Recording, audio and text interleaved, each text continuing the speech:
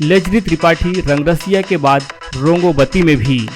Chhattisgarhi cinema में बाहर की नायिकाओं का आना और जाना बना हुआ है, लेकिन रंगोबती की हीरोइन लेजली त्रिपाठी के आने के बाद ऐसा लगता है कि उनके काम को काफ़ी सराहा जा रहा है। तभी तो रंगरसिया के बाद रंगोबती में भी उनकी अहम भूमिका है। लेजली त्रिपाठी वैसे तो उड़ीसा से ताल्लुक़ रखती है, किंतु उड़िया के अलावा तेलुगु, तमिल, भोजपुरी और छत्तीसगढ़ी जैसे आंचलिक सिनेमा के साथ हिंदी में भी भाग्य आजमा रही है।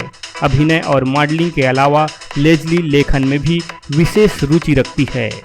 उड़ीसा की केंद्रपाड़ा में जन्मी लेजली त्रिपाठी ने अपनी फिल्मी कैरियर की शुरुआत 2012 से की और उन्हें पहला बड़ा मौका मिला 2004 में बॉलीवुड मूवी डब्लू के रूप में, जिसका निर्देशन तरुण मदन चोपड़ा ने किया था। लेजली अब तक कई वीडियो एल्बम्स के साथ ही उड़ीसा, भोजपुरी, तेलुगु, तमिल और छत्तीसगढ़ी में भी अपना अच्छा अभिनय का जलवा दिखा रही है।